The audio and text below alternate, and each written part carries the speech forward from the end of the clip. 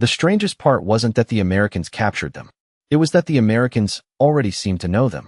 The train slowed beneath a cold Pennsylvania rain just after midnight, the steel wheels grinding against the tracks with a tired metallic scream that echoed through the dark valley. Inside the prisoner car, nobody spoke anymore.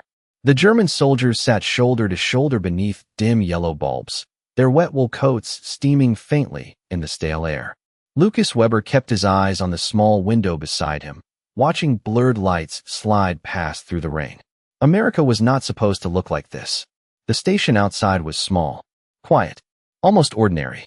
No shouting crowds, no angry guards, just rainwater dripping from the roof in steady rhythm. Then the train stopped completely. Somewhere outside, boots moved across wet concrete. A whistle blew once. One of the younger prisoners leaned closer to the glass and whispered, "Do you think they'll separate us?" Nobody answered him. The heavy door suddenly rolled open, letting in a burst of cold air sharp enough to sting the lungs. White light flooded the car. The men instinctively lowered their eyes. An American guard stepped inside, holding a clipboard beneath his arm. Tall, broad shoulders, rain shining across his jacket. He looked over the prisoners silently for a moment before speaking. But when he finally did, every man in the railcar froze. "Leave your bags where they are," the American said calmly in flawless German. "You'll get them back after processing." The silence that followed felt heavier than the rain outside. Several prisoners slowly lifted their heads. One man near the back actually frowned in confusion, as if he had misheard. The American continued speaking in the same measured tone. Not broken German, not memorized phrases. Real German, clean pronunciation, educated accent. "When you step outside, stay in 2 lines. The ground is slippery." Lucas stared at him without blinking. Around him, he could feel the tension changing shape. Until now, America had been distant, abstract, a country across the ocean. But hearing their own language spoken back to them so naturally created something worse than fear. It created uncertainty. The prisoners stepped onto the platform one by one beneath the rain. Water tapped against helmets and soaked through damp uniforms. In the distance, floodlights glowed through the fog like pale moons. Lucas heard another American voice nearby speaking German again, this time joking quietly with another guard about coffee running out in the camp kitchen. The accent sounded Midwestern, but the German was perfect. One prisoner beside Lucas muttered under his breath, "Are we even in America?" No one laughed. That was the unsettling part. The question sounded ridiculous. Yet standing there beneath the rain, surrounded by Americans who understood every whisper, every glance, every nervous breath, Lucas suddenly felt something cold settle deep inside his chest. For the first time since the war began, he realized the enemy might understand Germany far better than Germany understood the enemy. And somehow, that frightened him more than the prison camp waiting beyond the hill. By the second morning, the rain had stopped, but the strange feeling inside the camp only grew heavier. Lucas woke before sunrise to the sound of a distant radio playing soft swing music somewhere beyond the barracks walls. For a few seconds, lying beneath the rough gray blanket, he forgot where he was. Then he heard someone outside speaking German again. Calm, casual, fluent. "The coffee is terrible today," an American voice complained. Another man laughed and answered in the same language, then stopped burning it. Lucas opened his eyes slowly. Around him, the other prisoners were awake too. Nobody mentioned it anymore, but he could feel the same question moving silently through the room every morning. How many of them spoke German? The barracks smelled of wet wood, wool coats, and weak coffee drifting in from the mess hall. Thin morning light slipped through the frosted windows while boots echoed outside in steady rhythm. One of the older prisoners, Otto Reinhardt, leaned closer to Lucas while buttoning his coat. "I heard one of the guards speaking Bavarian dialect last night," he whispered quietly. "Not textbook German, real Bavarian." Lucas frowned. "Maybe immigrants." Otto shook his head immediately. "No, Americans." The words settled heavily between them. Outside, the camp looked almost peaceful beneath the pale winter sky. Long rows of wooden buildings stood behind fences silver with morning frost. Smoke rose lazily from chimneys. Somewhere nearby, a truck engine rumbled softly. It was not the brutal prison many of them had imagined during the Atlantic crossing. That almost made it worse. The prisoners lined up for breakfast, carrying metal trays that reflected the yellow overhead lights. Nobody spoke loudly anymore. During the first night, several younger soldiers had joked openly in German about escape routes and weak guard rotations. By sunrise, extra patrols had already appeared exactly where they mentioned. Now every conversation felt dangerous. Lucas stepped into the mess hall and immediately noticed another unsettling detail. A chalkboard near the kitchen entrance listed the morning menu in both English and German. Eggs, toast, oatmeal, coffee. The handwriting itself looked precise, almost elegant. An American cook behind the counter glanced at the prisoners and spoke without looking up. "Move down the line, gentlemen." Perfect German again. One prisoner accidentally dropped his spoon onto the floor. The sharp clatter turned several heads at once. Lucas sat beside Otto near the back wall. Steam curled upward from their coffee cups while the room filled with low conversations and scraping chairs. Across the hall, two American guards stood near a doorway speaking quietly in English now. Lucas noticed something strange in the way the prisoners watched them. Not hatred, not fear. Observation. Careful observation. Like students trying to solve a problem with missing pieces. Then the room suddenly went quiet. A young prisoner named Emil had leaned toward another soldier and whispered something under his breath in rapid German. Barely 2 seconds later, one of the American guards looked directly toward him and answered from across the room without raising his voice. "That is not a good idea." In German. Clear. Immediate. Emil froze with his coffee cup halfway to his mouth. Nobody moved after that. Even the kitchen sound seemed distant for a moment. Lucas stared down at the black coffee in his cup, while cold unease crept slowly through him. It was not just that the Americans understood the language. They understood tone, timing, slang, jokes whispered too softly for ordinary ears. The camp no longer felt like foreign territory. It felt like a mirror turned against them. Later that afternoon, Lucas passed a small administration building near the center yard. Through the frosted glass window, he glimpsed an American officer sitting alone at a desk beneath a brass lamp. A thick German book lay open beside him. The officer slowly turned a page while sipping coffee from a white ceramic mug. Calm, unhurried. Outside, the winter wind rattled the bare tree branches overhead. Lucas only saw the man for a few seconds before the blinds shifted closed again. But somehow that brief image stayed with him longer than anything else inside the camp. Because for the first time, Lucas realized something deeply unsettling. The Americans were not simply fighting Germany. They had studied it, understood it, perhaps even admired parts of it once. And that realization made the fences around the camp feel smaller than before. The first time Lucas Weber heard the officer speak, the entire barracks stopped breathing for a moment. It happened 3 days after their arrival during afternoon inspection. A cold wind moved through the camp, carrying the smell of chimney smoke and damp pine from the hills beyond the fence. The prisoners stood in loose formation across the muddy yard while guards checked names against clipboards beneath the gray sky. Most days followed the same quiet rhythm now. Breakfast, roll call, work details, silence. But tension lingered beneath everything like static before a storm. Every prisoner had learned the same lesson. The Americans were always listening. Lucas adjusted the collar of his wool coat against the cold while Otto stood beside him rubbing his hands together for warmth. Somewhere nearby, a radio played Benny Goodman softly from an open administration window. The music felt strange inside a prison camp. Too calm, too human. Then footsteps crossed the gravel behind them. Slow, measured, no shouting, no rushed commands. The guards immediately straightened slightly as a tall American officer walked into the yard, holding a leather folder beneath one arm. Lucas recognized him instantly. The man from the office window. He looked younger up close than Lucas expected. Mid-30s perhaps. Dark hair touched with rain. Clean boots despite the mud. A pair of brown leather gloves folded neatly in one hand. But it was his expression that unsettled Lucas most. The officer looked at the prisoners the way a professor might study a classroom before speaking. Calm, patient, almost tired. One of the prisoners near the front muttered something sarcastic in German under his breath about American uniforms. Several nearby men smirked quietly. The officer stopped walking. Without even looking toward the speaker, he answered in flawless German. The winter coats arrived late from New York. We are aware they are ugly. Silence spread immediately through the line. A few prisoners exchanged stunned glances. The officer finally looked up from his folder. His eyes moved across the formation slowly before stopping near the center. "Captain Daniel Brooks," he said evenly. "Camp administration." Again, in perfect German. Not stiff textbook language. Natural rhythm. Educated pronunciation. Lucas felt Otto beside him go completely still.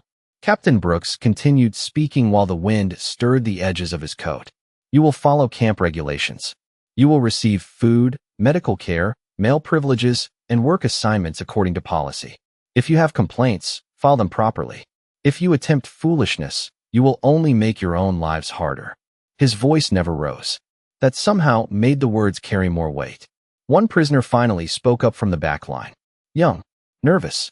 Where did you learn German?" Brooks glanced toward him. For a second, something faintly human crossed his expression. "Heidelberg," he answered. "Before the war." Several heads lifted at once. Heidelberg. A real place. A memory from another world before uniforms and prison fences. Brooks opened his folder again and began reading names for work. Assignments. When he reached Lucas, he pronounced the surname perfectly. Not the American version. The real German pronunciation. Lucas hated how much that bothered him. The assignments ended quickly. Brooks closed the folder and turned to leave, but another prisoner called after him suddenly. "If you admire Germany so much, why are we here?" The yard became dangerously quiet. Lucas watched Brooks stop walking. For a moment, only the distant radio and the sound of wind through bare branches filled the silence. Then Brooks looked back over his shoulder. "Admiring a culture," he said calmly in German, "is not the same thing as following it blindly." Nobody answered him. He walked away across the gravel path without another word, disappearing toward the administration building beneath the pale afternoon sky. Long after he was gone, the prisoners remained unusually quiet. Even the guards seemed less relaxed now. Otto finally leaned closer to Lucas and whispered, "That man understands us too well." Lucas kept his eyes on the empty path where Brooks had disappeared moments earlier. Somewhere deep inside, an uncomfortable thought had already begun forming. Captain Brooks did not speak German to intimidate them. He spoke it because some part of him genuinely knew their world, their books, their cities, their voices. And somehow that felt far more unsettling than hatred ever could. Snow arrived early that week. By dawn, the entire camp sat beneath a thin white layer that softened the fences, the rooftops, even the muddy roads between the barracks. From a distance, the place almost looked peaceful. Lucas Weber stood outside the mess hall with his hands buried deep inside his coat pockets, watching pale smoke drift upward into the cold Pennsylvania sky. The air smelled like burned wood and bitter coffee. Somewhere near the garage building, an American mechanic whistled softly while repairing a truck engine.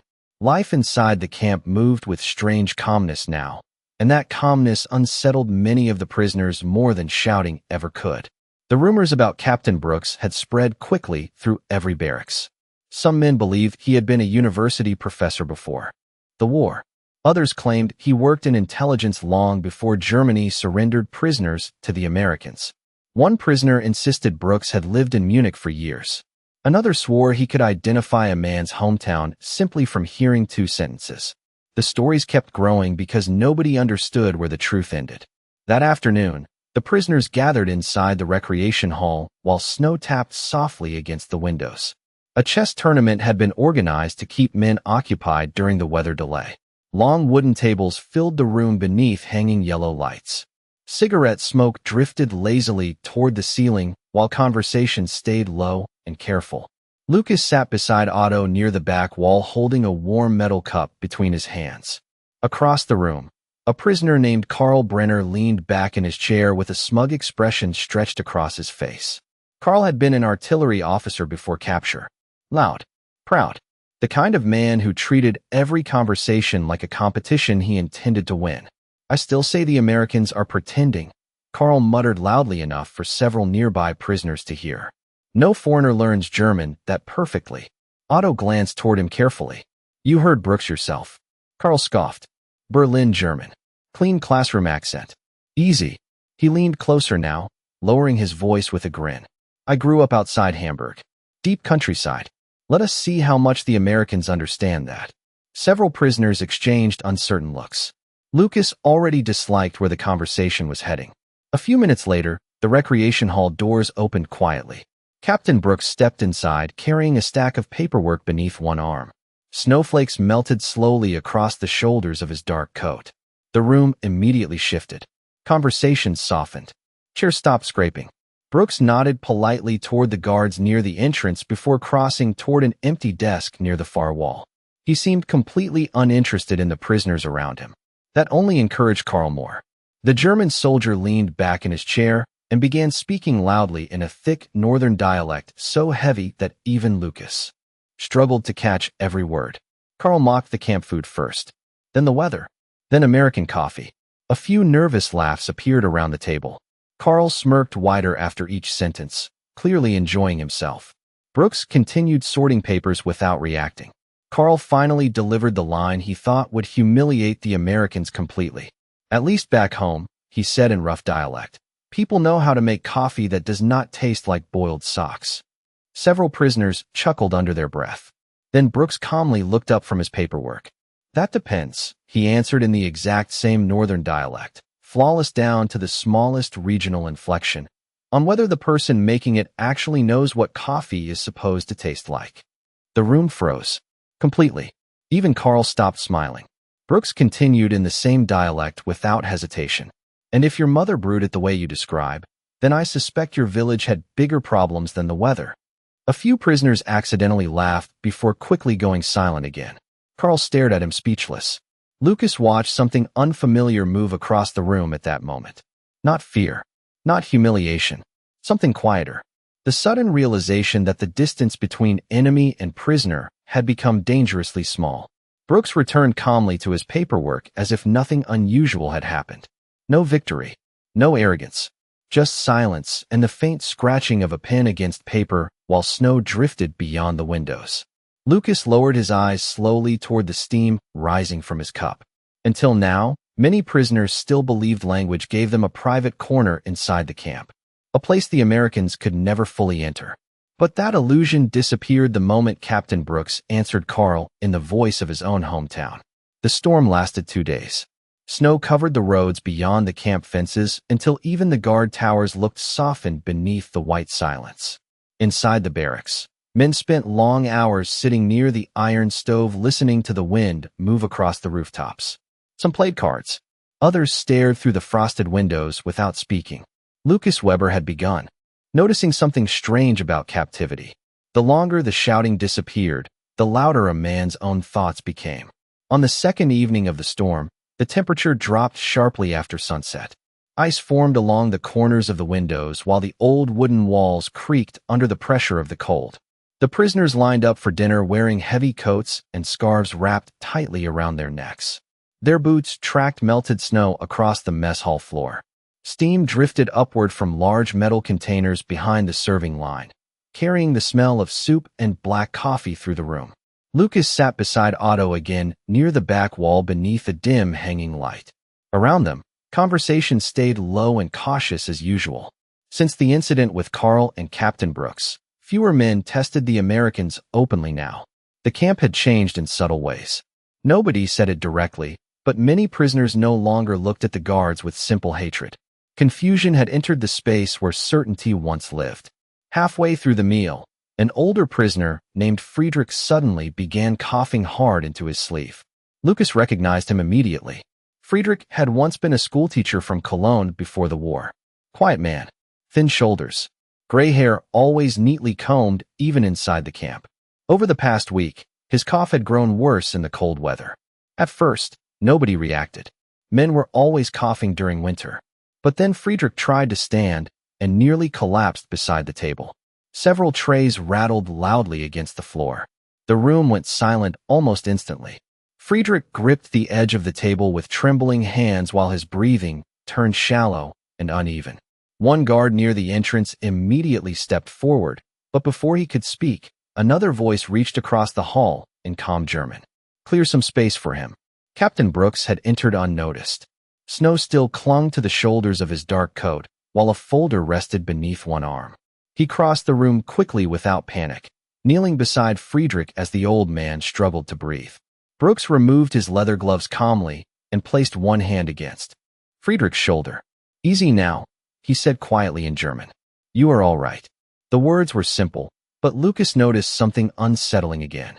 Brooks spoke to the man the way a son might speak to an aging father, not like an officer handling a prisoner.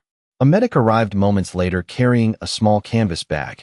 Brooks helped steady Friedrich carefully while the medic checked his pulse and breathing. Around the hall, the prisoners watched in complete silence. No one moved toward the exits. No one whispered. The only sounds came from the rattling kitchen vents and the wind pressing softly against the windows outside. After several minutes, the medic nodded reassuringly. "He needs warmth and rest," he said. Brooks looked toward the guards. "Move him closer to the stove tonight. Extra blankets, too." Then, without hesitation, Brooks bent down and adjusted the old wool blanket around Friedrich's shoulders himself. The gesture lasted only a few seconds. Quiet, almost invisible, but Lucas could not stop staring at it. Back in Germany, the war had taught them many things about enemies. Propaganda posters, speeches, newspapers, stories repeated so often that they hardened into certainty. Yet none of those stories had prepared Lucas for this strange moment inside a snowy American prison camp, where an enemy officer quietly fixed an old man's blanket with careful hands. Friedrich looked up weakly and whispered something too soft for most of the room to hear. But Lucas caught it. "Thank you." Brooks simply nodded once before standing again. No speeches followed. No dramatic silence. He picked up his gloves, spoke briefly with the medic, and walked back toward the entrance while snow swirled faintly beyond the glass doors. Lucas lowered his eyes toward the untouched soup in front of him. The steam rising from the bowl blurred his reflection for a moment. Somewhere deep inside, something uncomfortable had begun shifting. Because kindness from a friend was expected, kindness from an enemy forced a man to question everything he thought he understood. The library opened every Thursday afternoon inside a narrow wooden building near the administration offices. Most prisoners ignored it at first. Some believed it was propaganda. Others simply preferred cards, cigarettes, or sleep. But Lucas Weber noticed something unusual the moment he stepped inside for the first time. The room smelled like old paper, coffee, and fireplace smoke instead of disinfectant and damp uniforms. Tall shelves lined the walls beneath warm yellow lamps. Snowlight filtered softly through the frosted windows, while a small radio played classical music somewhere near the back desk. It did not feel like part of a prison camp. It felt like a forgotten university room trapped inside the war. Several prisoners wandered quietly between the shelves holding books in both English and German. Goethe, Schiller, Thomas Mann. Even worn copies of philosophy journals rested beside American newspapers. Lucas moved slowly along one shelf, running his fingers across faded cloth covers. Most of the books showed signs of use long before arriving at the camp. Notes in pencil filled the margins of some pages. Coffee stains darkened others. Near the back corner, an iron stove crackled softly while snow drifted beyond the windows outside. That edition is difficult to find even in Berlin now. Lucas turned immediately at the sound of the voice. Captain Brooks stood a few feet away holding two books beneath one arm. He wore no gloves indoors, and a pair of reading glasses rested in his coat pocket beside a folded newspaper. Lucas looked down at the book in his own hands. A German poetry collection printed nearly 20 years earlier. "You recognize it?" Lucas asked carefully. Brooks nodded once. "My professor hated that translation," he replied in German with the faintest trace of amusement. He believed half the emotional weight disappeared in print. Lucas stared at him for a moment.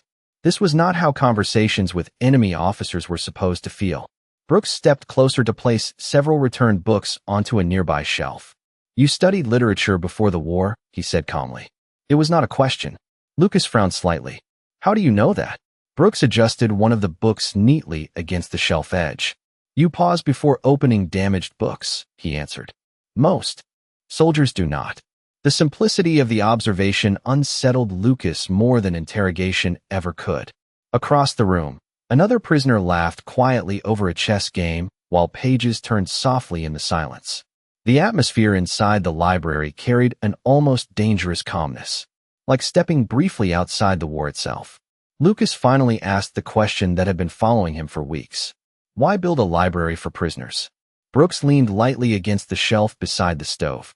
For a few seconds, he seemed to search for the right words. Because war destroys enough things already, he said quietly. It does not need help destroying memory too. Lucas lowered his eyes toward the book in his hands.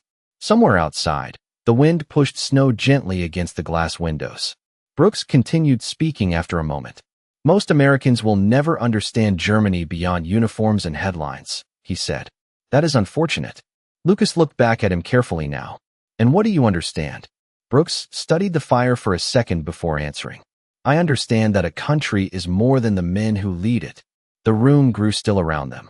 Lucas suddenly remembered university lecture halls in Berlin before the war. Rain on stone streets.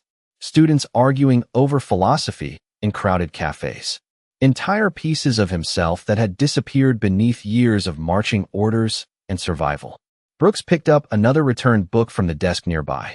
There is a reading group here on Sundays, he said casually. Mostly history and literature.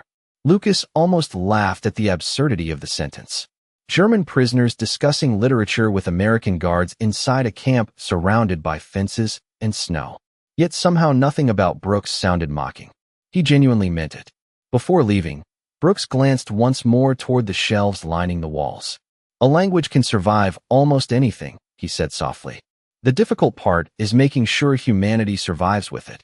Then he walked toward the door carrying the books beneath his arm, while cold winter light spilled briefly across the wooden floorboards. Lucas remained standing beside the shelf long after Brooks disappeared outside. Around him, prisoners continued reading quietly while the stove crackled against the cold. For the first time since arriving in America, Lucas realized the strangest part of the camp was not that the Americans understood German words.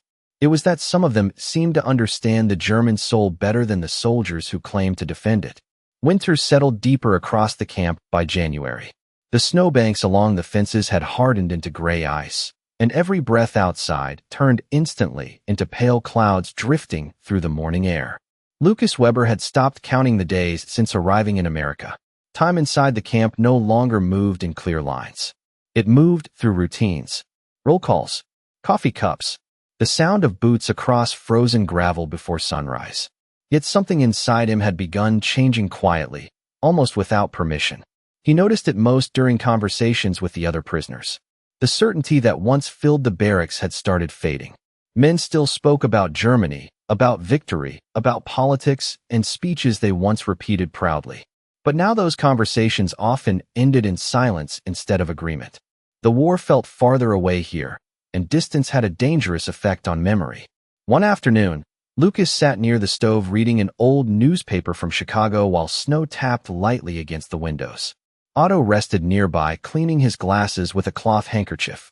Across the room, Karl Brenner argued loudly with another prisoner about the Americans. Do not let this place fool you, Karl insisted. They are still enemies. Nobody answered immediately. The silence irritated Karl more than disagreement would have. You think kindness changes anything? He continued sharply. You think books and coffee erase war. Lucas lowered the newspaper slowly. Before arriving at the camp, he might have agreed instantly. Now the words felt strangely empty. Not wrong exactly, just incomplete. Otto finally spoke without looking up. No, he said quietly. But hatred does not explain everything either.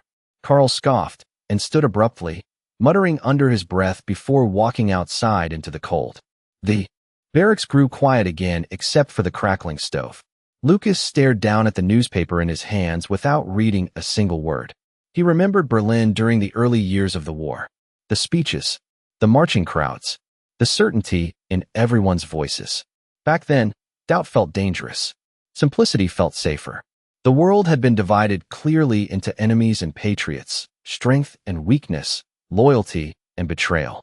But here inside the American camp, those clean divisions no longer held together so easily. Captain Brooks had become part of that confusion.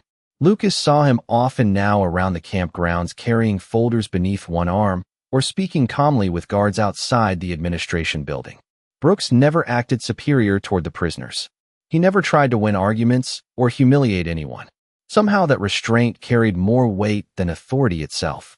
A few days later, Lucas reported to the library during evening work detail. The room was quiet except for soft classical music playing from the radio beside the stove. Brooks sat alone at the main desk reviewing paperwork beneath the yellow reading lamp. Snowlight reflected dimly across the windows behind him. Lucas organized returned books silently for several minutes before noticing an open letter beside Brooks's coffee cup. German handwriting covered the page. Neat. Elegant. Brooks caught Lucas glancing toward it and folded the letter calmly. A friend from Heidelberg, he explained in German. He survived the war. Lucas nodded once, unsure why the detail unsettled him. Brooks looked toward the shelves thoughtfully before speaking again. Do you know what surprised me most after coming back to America? Lucas shook his head. Brooks smiled faintly, though it carried more sadness than humor. How quickly people wanted simple answers. The stove crackled softly between them. Simple answers? Lucas asked. Brooks leaned back slightly in his chair. Good countries. Evil countries. Good people. Evil people. He looked down at the folded letter in his hands. The truth is usually less comfortable than that. Lucas said nothing. Outside, snow drifted slowly beneath the camp lights while distant. Boots crossed the frozen yard. Brooks spoke again after a long silence. Most wars survive because people stop seeing each other clearly. Lucas felt those words settle heavily somewhere inside him. Because deep down, he knew exactly what Brooks meant. Before capture, he had spent years believing Americans were shallow, uncultured, weak. Yet the men guarding this camp read German poetry, discussed philosophy, played jazz records, and treated prisoners with an unsettling level of restraint. Meanwhile, many of the ideas he once defended so proudly now sounded hollow whenever repeated aloud inside the barracks. Brooks stood and gathered the paperwork from the desk. The difficult part, he said quietly while putting on his gloves, is realizing that understanding another person does not weaken you. Then he walked toward the library door and disappeared into the falling snow. Lucas remained beside the bookshelf long after the room became silent again. Somewhere during the winter, the enemy had stopped looking simple. And once that happened, the world itself became far more complicated than he was prepared for. By early February, the camp no longer felt frozen in the same way. The snow still covered the hills beyond the fences, but the air carried subtle signs that winter was loosening its grip. Water dripped steadily from rooftops during the afternoons. Mud returned slowly along the gravel paths. Somewhere beyond the guard towers, birds had started appearing again in the pale morning sky. Lucas Weber noticed the changes because he had begun paying attention to small things. Before the war, he used to notice small things too. The sound of tram wheels on wet Berlin streets. The smell of roasted chestnuts near university buildings. The way professors paused before difficult questions. Somewhere between uniforms and battlefields, that part of him had nearly disappeared.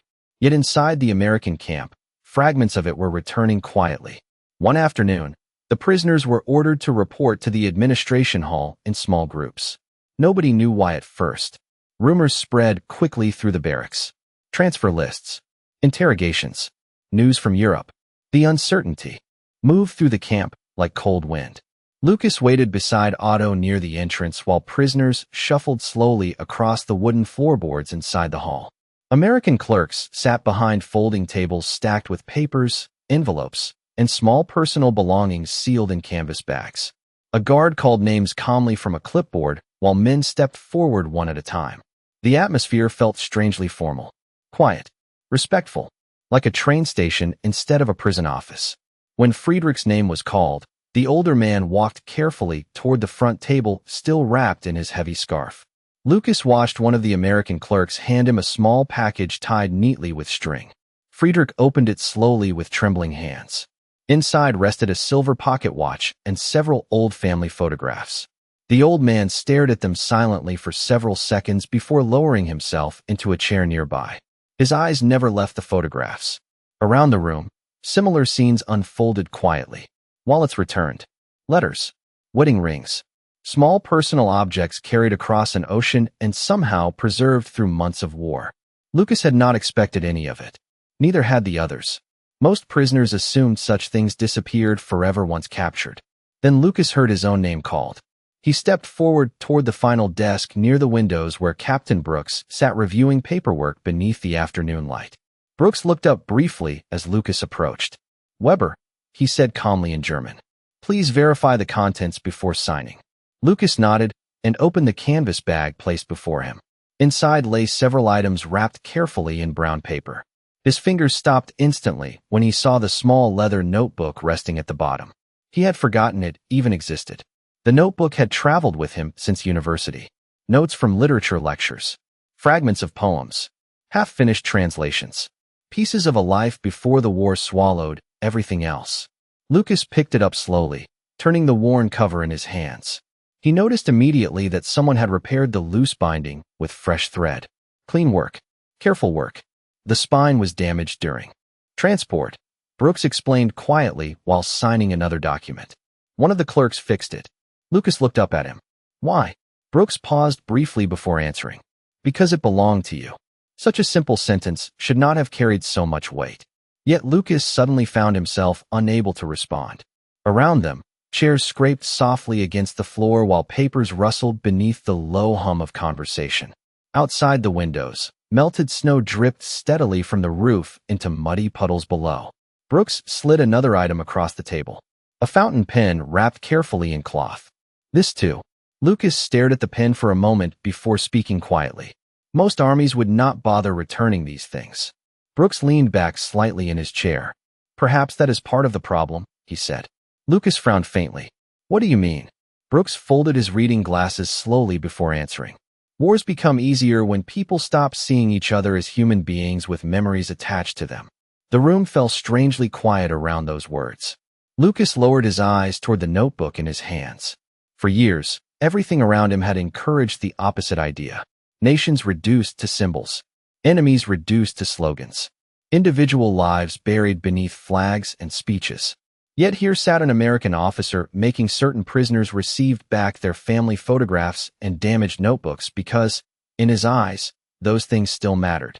Brooks signed the final paper and handed it across the desk. Take care of the notebook, he said softly in German. Some parts of a person should survive the war. Lucas nodded once without trusting himself to speak. As he walked back across the hall carrying the small canvas bag against his chest, he realized something had changed permanently inside him. Not through force, not through fear, but through the quiet shock of being treated like a human being by the very people he had once been taught were incapable of understanding him at all. The war ended quietly for Lucas Weber. Not with celebration, not with speeches. Just a train station crowded with tired men carrying small bags and uncertain futures beneath. A gray European sky. By the spring of 1946, Germany no longer resembled the country he remembered. Entire streets stood silent where cafes and bookstores once lived. Buildings carried scars from years of destruction. Even the air felt different. Older somehow. People spoke softly now, as if the entire nation had grown exhausted from listening to its own anger. Lucas returned to Munich with little more than a suitcase, his repaired notebook, and the fountain pen Captain Brooks had returned months earlier inside the camp administration hall. For a long time, he rarely spoke about America. Most people around him did not want complicated stories. They wanted simple versions of the war. Heroes, villains, betrayals, pride. But the truth Lucas carried home no longer fit neatly inside those categories. Years passed quietly. He became a language teacher at a small university not far from the river. The work suited him. Young students filled the lecture halls carrying notebooks and questions instead of rifles and slogans. Sometimes during class discussions, Lucas caught himself pausing the same way Captain Brooks once had before answering difficult questions. The realization always unsettled him slightly. On rainy afternoons, Lucas occasionally stayed late after lectures grading papers beside the classroom windows while jazz records played softly from an old phonograph in the corner. His students often joked that he seemed strangely interested in American literature for a German professor. He never fully explained why. One autumn evening, nearly 15 years after the war, a student asked him a question that brought everything rushing back unexpectedly. The classroom was nearly empty by then. Rain tapped softly against the tall windows overlooking the wet Munich streets below. Most students had already gone home. A young man near the front row closed his notebook and asked carefully, "Professor Weber, when did you first realize the war had changed you?" Lucas did not answer immediately. He looked out the window instead. Streetlights reflected across the rain-dark pavement, while distant church bells drifted through the evening air. For a moment, he was no longer inside a warm university classroom. He was back inside the Pennsylvania camp watching snow fall beyond wooden fences, while an American officer returned a damaged notebook because he believed memories mattered. Lucas finally removed his glasses slowly and folded them in his hands. "It happened in America," he said quietly. The student looked surprised. Lucas smiled faintly at the reaction. "I arrived there believing I understood the enemy already," he continued. "Most of us did." The classroom remained completely silent. Then one day, I heard an American officer speaking German more beautifully than some men back home. A few students exchanged curious glances, but nobody interrupted him. Lucas leaned back slightly in his chair. "At first, it frightened us," he admitted softly. "Not because he spoke the language. Because he understood us." Rain continued tapping gently against the windows. Lucas remembered the library stove crackling softly during winter evenings. The smell of coffee drifting through the camp halls. Captain Brooks adjusting an old prisoner's blanket without making a speech about it afterward. Small moments. Quiet moments. Yet somehow those moments had survived longer in his memory than the shouting and uniforms ever did. "The strangest thing about war," Lucas said after a long silence, "is that sometimes the people you are taught to hate understand your humanity more clearly than the people demanding your loyalty." The student lowered his eyes thoughtfully toward the desk. Outside, headlights moved slowly through the rain-covered streets below. Lucas glanced toward the old fountain pen resting beside his lecture notes. He still used it almost every day. The metal had faded with time, but it continued writing smoothly across the paper. Some things survived because someone chose not to destroy them. The classroom clock ticked softly above the door while evenings settled across the city. Finally, Lucas stood and gathered his books carefully beneath one arm. Before leaving, he paused near the chalkboard and wrote a single sentence in slow, deliberate letters. "Understanding another human being does not weaken you." He looked at the words for a moment longer, before setting the chalk down quietly. Then he turned off the classroom lights and disappeared into the rain.